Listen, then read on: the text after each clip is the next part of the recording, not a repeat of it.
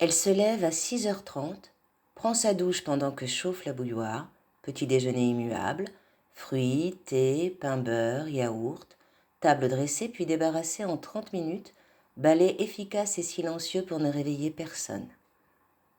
Tentation parfois de laisser tomber sa tasse sur le carrelage. Imaginez le vacarme et leur sursaut, imaginez leur ahurissement et devoir les rassurer. Alors ne plus imaginer. Elle n'a pas envie de leur parler.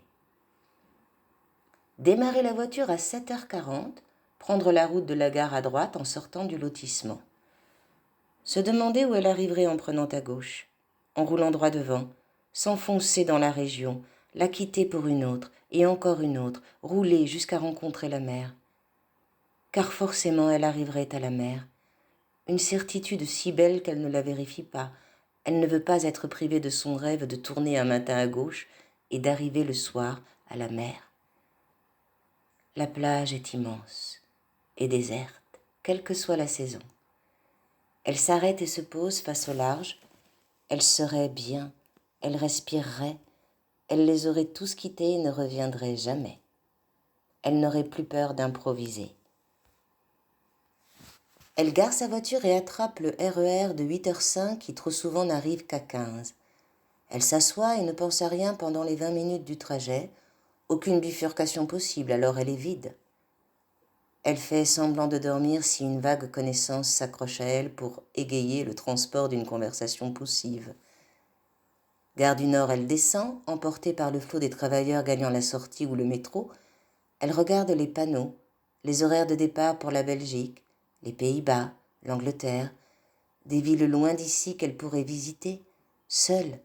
Personne ne saurait. Elle appellerait son bureau pour invoquer une fièvre qui la clouerait au lit.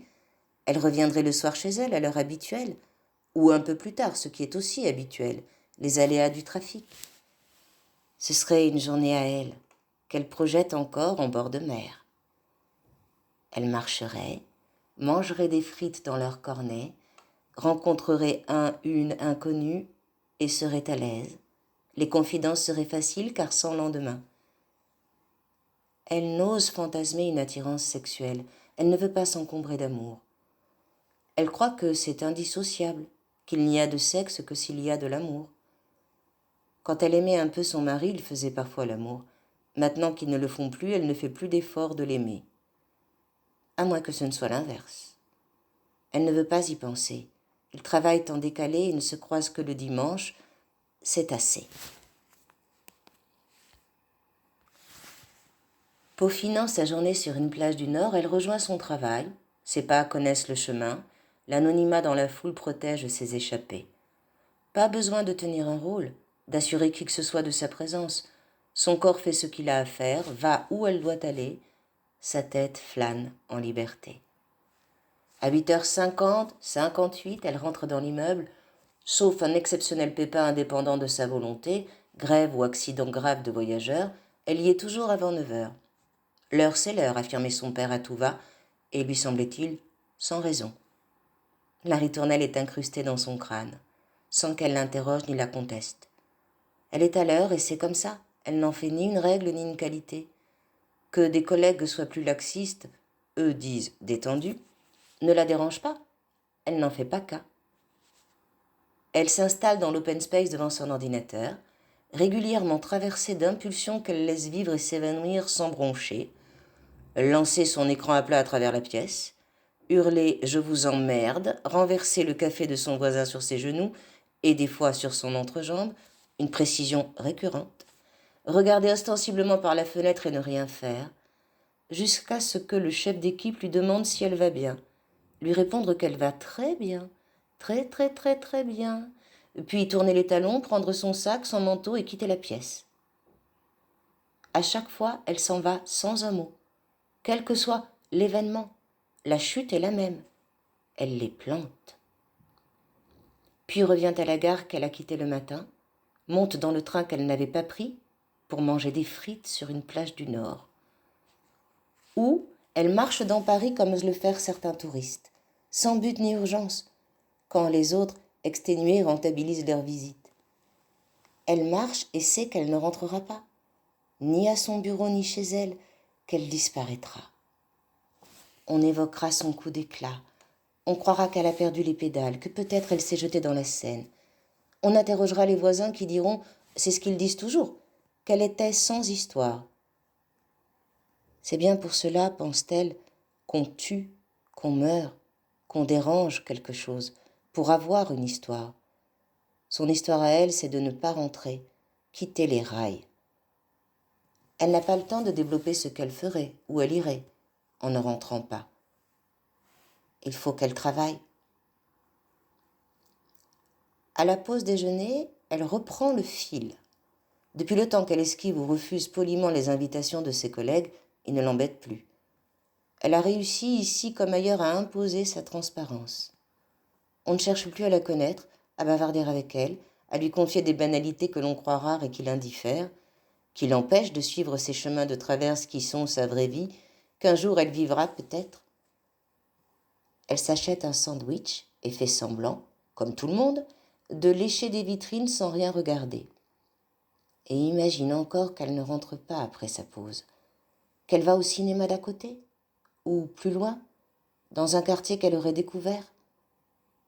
Le temps s'arrêterait, s'étirerait ou se précipiterait. Ce ne serait plus le temps de son quotidien impassible, mais celui d'une évidence qui l'amènerait. Revenue à son ordinateur, elle s'enfouit dans le travail. Ce serait trop long sinon jusqu'à 18 heures. Concentrée, elle se déserte. Elle abat les tâches sans état d'âme, investie, a-t-elle été dite lors de sa dernière évaluation. Une horloge interne l'avertit de l'imminence de sa délivrance. Elle ne se trompe jamais. Elle se relâche à 17h40, rassemble ses affaires à 17h50, ferme son ordinateur à 17h55, se lève à 18h. Et fait le chemin inverse, marchant au pas du troupeau qui rejoint la gare et craint de rater son train. Le sien est à 18h32. Les quais sont bondés, les visages las et fermés, ils veulent tous rentrer. Elle n'imagine pas d'escapade en fin de journée. La sortie de route n'est envisageable qu'à l'aller. Elle ne s'est pas demandé pourquoi. La voiture l'attend sur le parking, les enfants dans la cuisine. Qu'est-ce qu'on mange est la seule conversation qu'ils auront. Elle ne fait plus semblant depuis longtemps de s'intéresser à leur journée. Ce soir, se garant devant la maison, elle croit reconnaître la silhouette de sa fille aînée. À cette heure-ci, d'habitude, elle est dans sa chambre, ou chez une amie pour des devoirs à faire ou à rendre, c'est ce qu'elle dit. Une silhouette qui s'écarte rapidement d'une autre silhouette, un garçon, pour se faufiler dans le jardin et sans doute rentrer par le cellier. Elle voit l'inconnu. Oui, c'est un garçon, la cigarette qu'il vient d'allumer a éclairé son visage, s'en aller d'un pas pressé. Elle ouvre la porte d'entrée. Sa fille descend l'escalier comme si elle sortait de sa chambre. « Qu'est-ce qu'on mange ?» Le visage de sa fille est impassible, comme si de rien. Elle ment bien. Peut-être qu'un jour elle disparaîtra. Elle prendra un train et les quittera, sans les prévenir ni s'expliquer. Peut-être qu'elle vivra. Peut-être a-t-elle déjà commencé à vivre en vrai. C'est bien. 19h45, elle va faire à manger.